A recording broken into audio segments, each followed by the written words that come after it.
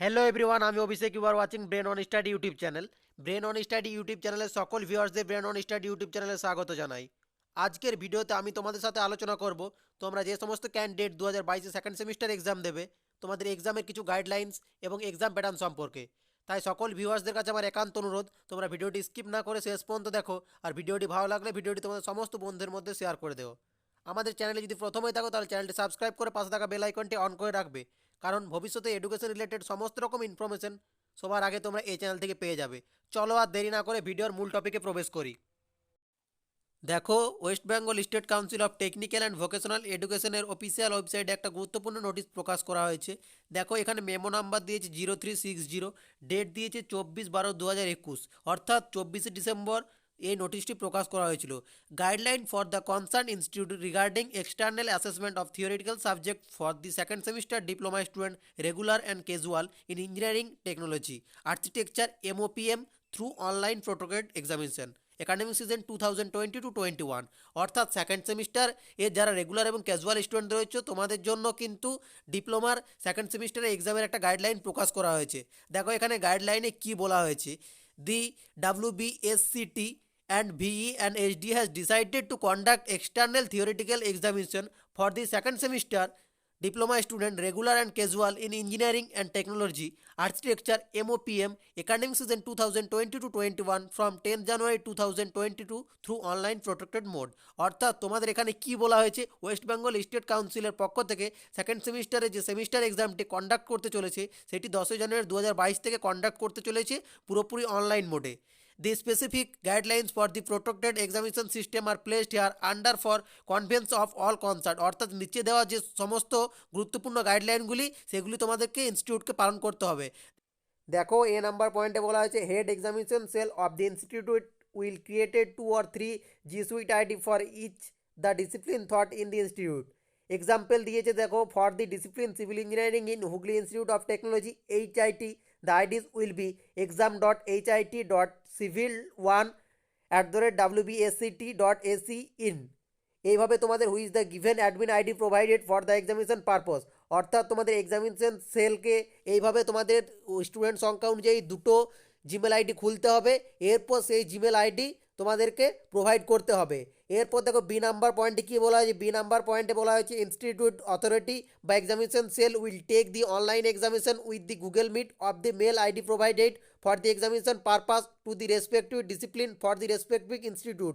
অর্থাৎ তোমাদের এখানে এক্সামিনেশন সেলকে বলা হয়েছে যে অনলাইন এক্সামটা তোমাদেরকে গুগল মিটের সাহায্যে নিতে হবে এবং মেল আইডি প্রোভাইডেড করতে হবে এক্সাম পারপাসের জন্য।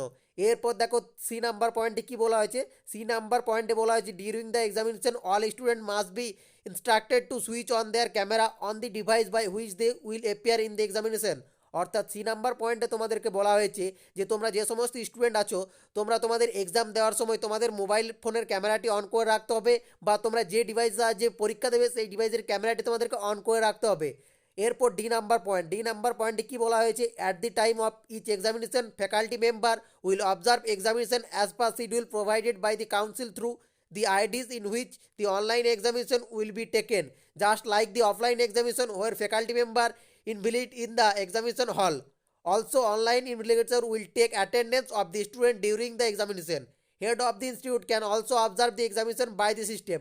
অর্থাৎ এখানে বলা হয়েছে যে তোমাদের যে ফ্যাকাল্টি মেম্বারকে এক্সামিনেশনের যে দায়িত্ব দেওয়া হবে তাকে সে কাউন্সিলের দেওয়া গাইডলাইন অনুযায়ী তোমাদের অনলাইন এক্সাম স্টার্ট হলে কিন্তু তাদেরকে রেকর্ডিংটা অন করতে বলা হয়েছে। এরপর বলা হয়েছে যে তোমাদের দেখো অনলাইনেও কিন্তু দুটো ফ্যাকাল্টি মেম্বারকে আদেশ দেওয়া হবে, তারা কিন্তু তোমাদের এই অনলাইন গুগল মিটে জয়েন করে তারা কিন্তু তোমাদের এক্সাম সম্পর্কে দেখতে পারে এবং তোমাদের এক্সাম চলাকালীন তোমাদের কিন্তু অ্যাটেন্ডেন্স তারা কিন্তু এইভাবে নেবে। Head of the institute can also observe the examination by the system. অর্থাৎ এই সিস্টেমকে কিন্তু তোমাদের হেড অফ দি ইনস্টিটিউটকেও লক্ষ্য রাখার কথা বলে তারা এখানে অবজার্ভ করতে পারে। এরপর দেখো কি বলা হয়েছে, there is an option of recording G Suite for education by which the examination will be taken. যখন তোমাদের এক্সামটি স্টার্ট হবে তখন তোমাদের রেকর্ডিংয়ের একটা সুইচ থাকবে, ইনস্টিটিউটের কিন্তু যে এক্সামিনেশন রয়েছে তাকে কিন্তু এই সুইচটা অন করতে হবে। এরপর দেখো কি বলেছে, must be record the whole examination with the option of the recorded examination.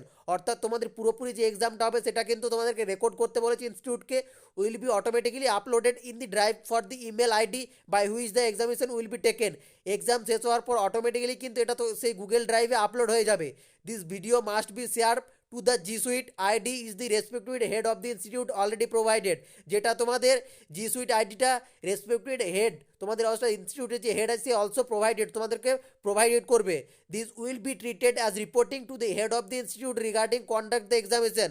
তোমাদের ইনস্টিটিউটের যে হেড সেই এক্সামিনেশন কন্ডাক্ট এইভাবে করতে হবে।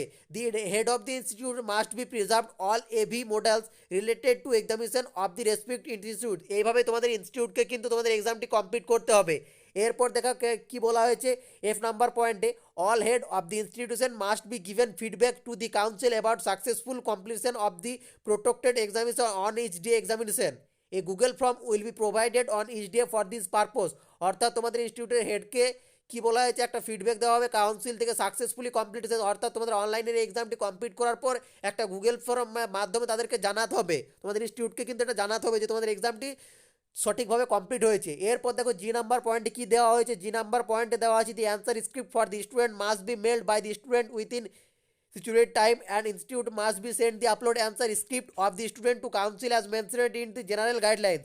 অর্থাৎ তোমাদের স্টুডেন্টদেরকে বলা হয়েছে যে সঠিক সময়ের মধ্যে কিন্তু তোমাদেরকে তোমাদের খাতাটি আপলোড করতে হবে ওই জিমেলের মাধ্যমে, যে জিমেল তোমাদের কলেজ থেকে প্রোভাইড করবে।